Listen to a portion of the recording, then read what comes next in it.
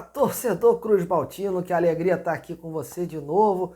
Mais ou menos meia-noite e 15 que eu estou gravando esse vídeo. Não iria gravar porque a adrenalina tá a mil ainda e é muito difícil a gente analisar uma partida do Vasco, né, diante de tudo que aconteceu nesta noite em São Januário. Tem que ter sangue muito frio, muito complicado. A gente que é torcedor, né?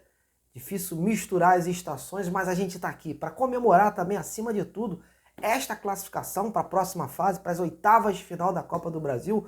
Muito importante essa classificação, que quase a vaca foi para o brejo, né? O Vasco não fez uma boa partida, é verdade, mas a gente tem que enaltecer também a superação, né, dos jogadores, porque é aquela máxima, né? Quando não vai na técnica, tem que ir na raça, tem que ir na garra, tem que ir na força da vontade buscar a vitória, buscar o resultado. E foi o que aconteceu. O Vasco fez um primeiro tempo muito ruim, muito aquém das expectativas. Ficou inclusive barato aquele resultado. E veio para o segundo tempo aí, e mesmo aí sofrendo os gols do Fortaleza, conseguiu a virada aí, conseguiu, teve a chance de se classificar no tempo normal, se não fosse as bobeadas, né, do sistema defensivo do Vasco e dos jogadores do Vasco, né, muitos jogadores ali foram juvenis nessa, poderiam ter segurado esse jogo aí, furado a bola, enfim, faltou malícia, mas o Vasco acabou indo para os pênaltis. E pênaltis é aquele velho ditado. Muitos dizem que é loteria. Eu digo também que é competência, é treinamento, tem que treinar. Óbvio que quando chega naqueles momentos, naqueles instantes, o coração bate mais alto, a gente às vezes acaba, o cara que treina bem acaba perdendo a penalidade, o outro que treinou mal acaba sendo o herói.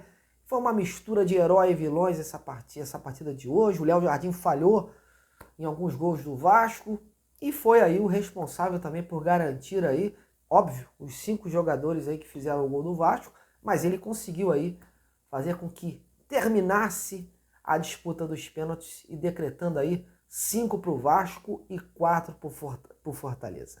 Muito importante essa classificação, por que, torcedor? Porque o técnico novo está chegando, uma outra cultura, ele pôde ver aí esse time em campo hoje aí, e agora vai ter um tempinho aí para trabalhar até a próxima rodada, que inicia-se no início aí de junho. Então o Álvaro Pacheco vai poder ter todos os ingredientes necessários aí para ver quem falhou, quem está mal, oportunidades que ele pode dar a outros jogadores, enfim, dar confiança no trabalho para prosseguir, né? Então foi muito importante isso. E outra coisa, né, que a gente tem que dizer também, por que essa classificação também veio numa boa hora? Por tudo que tem acontecido nos bastidores do clube. Nessa rixa entre Associativo e 777, pela SAF Cruz Maltina aí, né, o Associativo na figura do Pedrinho está buscando um novo investidor para o Vasco, a 777 está sem o controle, está nas decisões do juiz aí, analisando o caso, enfim. Então era importante que o Vasco conseguisse essa vitória, conseguisse essa classificação para poder avançar e dar uma tranquilidade. Uma eliminação na altura desse campeonato seria trágico, para não dizer outra coisa. Então, foi muito importante essa vitória, né? Eu digo vitória porque o Vasco conseguiu essa vitória nas penalidades e conseguiu a classificação. A Copa do Brasil é isso, né? É um jogo diferente, é uma disputa diferente. Óbvio, se fosse no Campeonato Brasileiro, o Vasco teria perdido pontos em casa aí com esse empate. Mas vem a classificação aí nas penalidades. Copa do Brasil é isso, é jogo fora, é jogo dentro, são um jogo de 180 minutos. Foi um jogaço de bola aí. O Fortaleza jogou bem, se mostrou uma equipe bem organizada, mas é aquilo, né? A decisão, o Vasco conseguiu arrumar a casa ali. O Rafael Paiva, apesar de fez algumas substituições que eu não faria, né? Eu teria tirado o Maicon, por exemplo, e teria deixado o João Victor. O Maicon fez uma partida péssima nessa noite de hoje.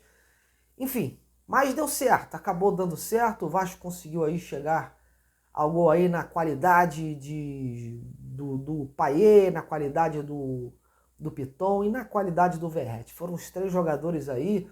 o Esforça também, enfim, jogadores que se destacaram aí, que puderam fazer aí o Vasco sobreviver nesse jogo, né? E levar essa decisão para os pênaltis. Mas o Vasco teve a faca e o queijo na mão para ganhar no tempo normal. Infelizmente, não teve aí a malícia para segurar esse resultado aí. Mas o Álvaro Pacheco vai ter que ajustar muito essa equipe ainda está muito debilitada, né? A gente, que é torcedor, a gente comemora, tem aquele êxtase, vai estar classificado e tal, mas também a gente tem que botar os pés no chão, que esse time aí, né, carece de muitos ajustes aí, muitas contratações, e o Álvaro Pacheco está chegando para isso.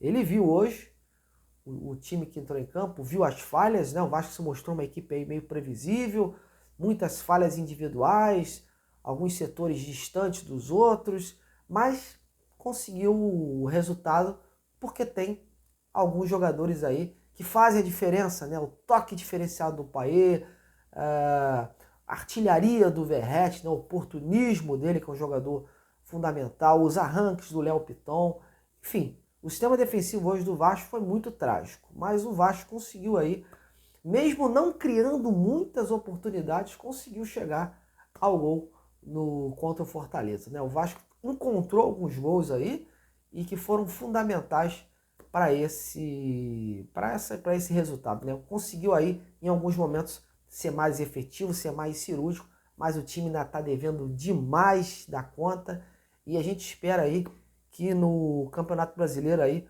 o Álvaro Pacheco consiga ver o que foi de bom e o que foi ruim, né? Mas, torcedor, tem que comemorar mesmo, né? Hoje é comemorar mesmo essa classificação, uma classificação suada, não importa como é que foi. O importante é que conseguiu essa classificação aí e vai ter tempo de arrumar a casa, né? Com essa pausa aí momentânea do Campeonato Brasileiro. E a gente espera aí que o Álvaro Pacheco aí tenha sabedoria, tenha discernimento para poder escalar uma equipe aí que ele julgue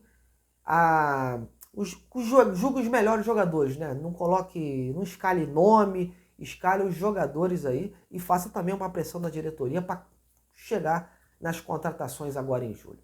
Agora eu gostaria de ouvir você, o que você achou dessa classificação aí?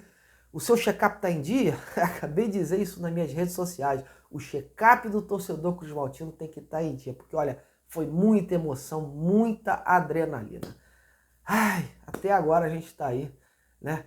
Saboreando essa vitória, mas olha, o coração tem que estar em dia, né, torcedor? Então, amanhã a gente está de volta para falar dos desdobramentos dessa classificação.